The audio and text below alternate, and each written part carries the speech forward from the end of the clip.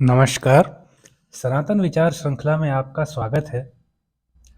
हम आज सुंदर भविष्य में वर्तमान के महत्व को समझने का प्रयास करेंगे। जो भी सुनने वाले हैं उनको मेरे शब्द उनके चल रहे वर्तमान के हिसाब से ही समझ में आएंगे। वे अपने वर्तमान में अपने भविष्य को किस प्रकार से गढ़ रहे हैं, उसी प्रकार से उनको मेरे शब्द समझ में आएंगे। लेकिन ये सत्य है कि मनुष्य जो भविष्य पाना चाहता है वह पूरी तरह से वर्तमान में भूल सुधार मनोवृत्ति पर ही केंद्रित होता है।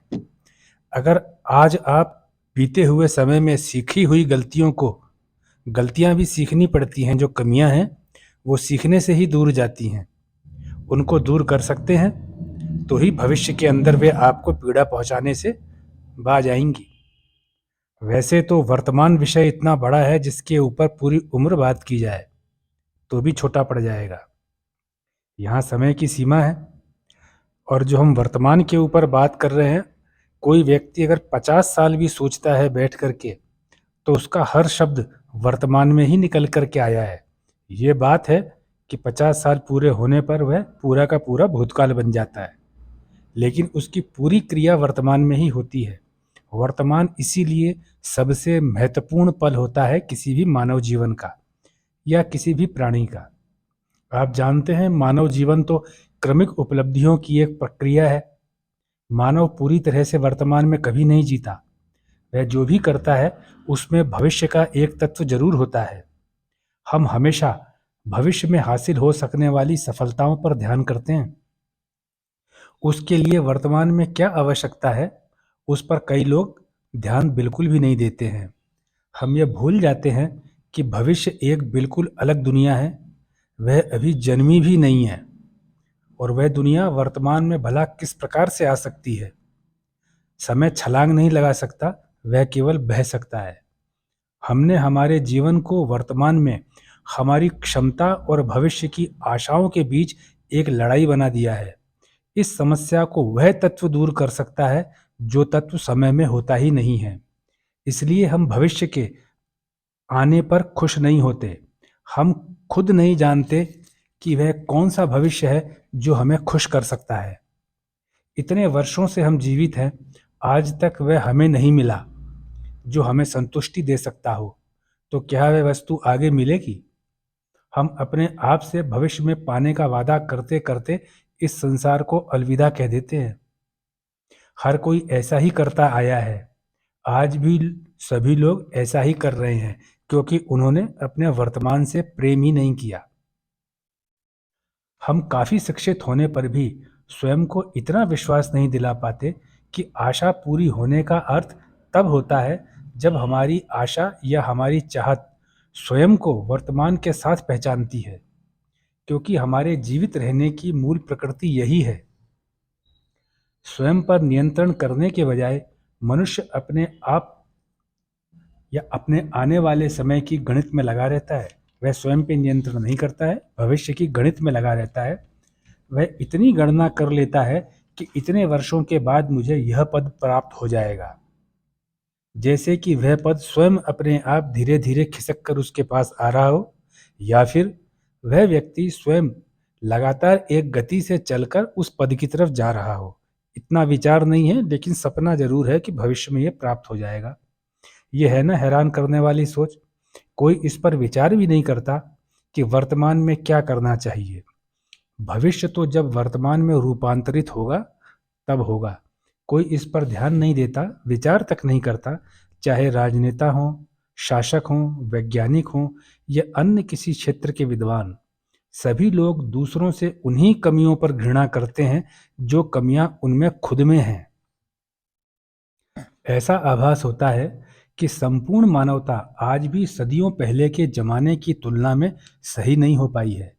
जो विकास दिखाई देता है उसके पीछे के कारण मानव समाज को खुश करने के लिए तो बिल्कुल नहीं लगते।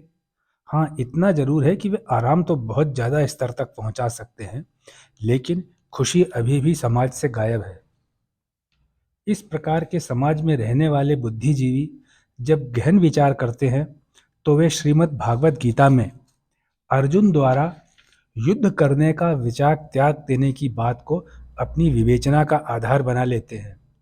आपको याद होगा कि अर्जुन ने महाभारत युद्ध के प्रारंभ में अपने परिवार के लोगों, अपने गुरुओं पर हथियार उठाने पर आपत्ति उठा दी थी और युद्ध छोड़ने से मना कर दिया था कि मैं युद्ध नहीं छेड़ूंगा, और कहा था कि अपने को मार कर क्या राज लेना। तभी जाकर भगवान श्री कृष्ण ने जो उपदेश अर्जुन को दिया वह गीता का उपदेश कहलाया।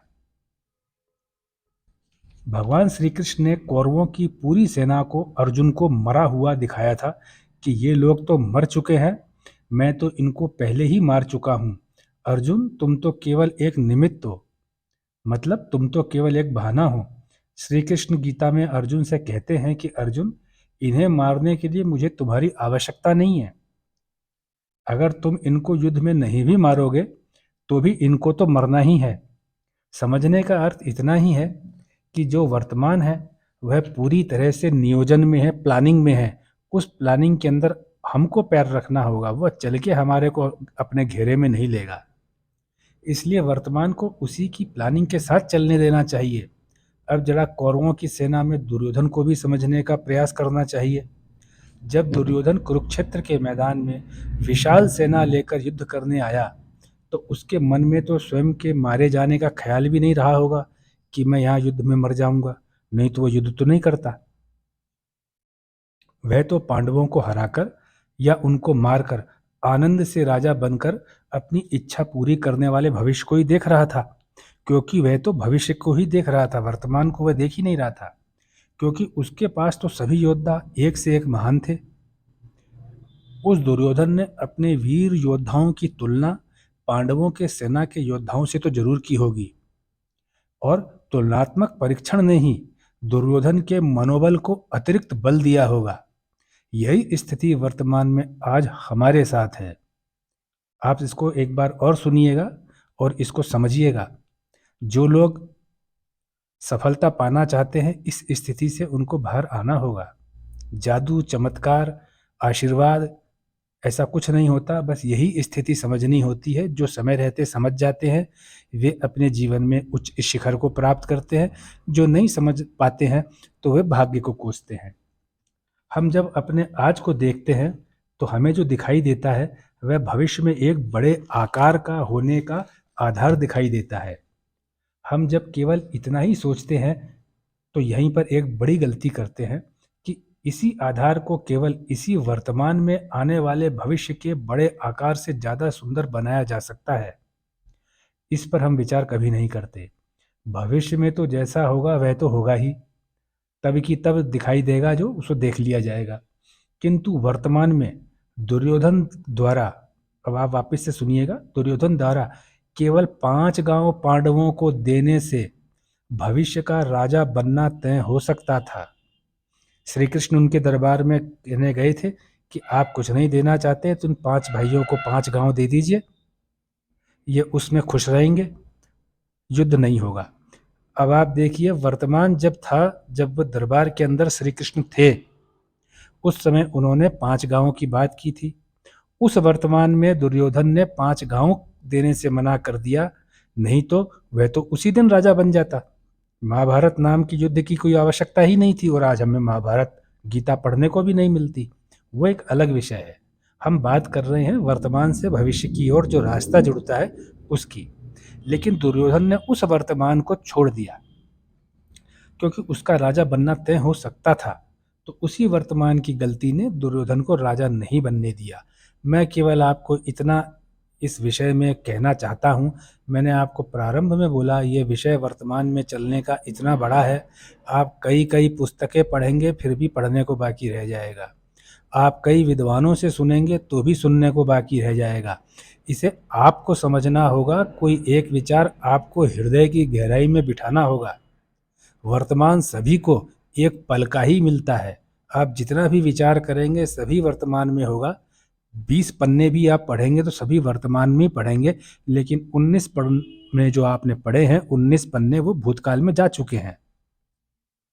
हमें भी अपने वर्तमान में कम से कम एक गलती, जो कमी हमारे साथ हमें भली प्रकार से मालूम है, उसको दूर करना चाहिए। उस कमी को दूर करने का भरसक प्रयास जरूर करना चाहिए। अगर वह कमी हम पूरी तरह से नष्ट नहीं भी कर पाते हैं तो भी क्या होता है, प्रयास तो अवश्य करना चाहिए। प्रयास करना तो स्वयं ही करना होता है, प्रयास कोई दूसरा नहीं करता है। हमारी स्वयं की चेतना चाहती है कि हम स्वयं से प्रयास करें। हमारी चेतना प्रत्येक वर्तमान में हमसे यही आशा करती है कि जो हमारे अंदर कमियां हैं उसे हम भरसक प्रयास से दूर करें। ये चेतना हमसे कहती है कि जो कमी है उसको दूर करो, वो हमारा दरवाज़ा खटखटाती है, हमारे खाली स्थान को हम भरें। ऐसा करने से हम स्वयं ही स्वयं को धन्यवाद देते हैं। अब आप देखिएगा कितनी बढ़िया है कि जब हम प्रसन्न होते हैं, यही हमारी प्रसन्नता है कि जब हम स्वयं ही स्वयं को धन्यवाद देते हैं। जो परिश्रम के बाद सफल होने पर महसूस होती है, परिश्रम करने के बाद जो सफलता महसूस होती है, वह बिल्कुल ऐसी ही है। हम स्वयं को ही धन्यवाद देते हैं, यही परिश्रम के बाद में मिलने वाली सफलता है। ऐसा अभ्यास में आने से व्यक्ति हमेशा वर्तमान में ही रहता है और व्यक्ति का जीवन का उद्देश्य भी यही है कि वह हमेशा वर्तमान में ही रहे, क्योंकि भविष्य में तो कोई रह भी नहीं सकता है। भविष्य का रास्ता वर्तमान से होकर जाता है और प्रसन्न वर्तमान प्रसन्न भविष्य की ओर जाएगा, यह एक निश्चितता है। कर्मशील वर्तमान कर्मशील भविष्य की ओर जाएगा, यह भी निश्चितता है। और निश्चिंत रहना चाहिए कि हमने अपने वर्तमान को श्रेष्ठ तरीके से जिया। उस वर्तमान को जो आवश्यकता हमसे थी, हमें वह उसको देनी चाहिए। वर्तमान हमारा है, वह हमसे मांगता है, हम उसको नहीं देंगे तो वर्तमान आने वाले भविष्य को प्रभावित निश्चित रूप से करेगा। आपने जो मेरा जो आज ये वक्तव्य सुना, मैंने इसको छोटे छोटे अंश में लिखा है और उसके बाद में आपके सामने प्रस्तुत किया है। मैंने आपको पहले भी बोला, इस विषय पे आप जितनी भी पुस्तकें पढ़ेंगे सभी कम रह जाएंगी। आप यहाँ से नहीं तो कहीं और से एक छोटा सा अंश लेकर के अपने वर्तमान में जोड़िए और उसके हिसाब से सकारात्मकता के साथ में अपने वर्तमान को प्रज्वलित कीजिए, प्रकाशमान कीजिए। आपका सुंदर भविष्य होगा, ऐसी मेरी भी कामना है, प्रभु से इच्छा है। आपने जो इतना बहुमूल्य समय अपना दिया, मैं उसके लिए आपको धन्यवाद देता हूँ।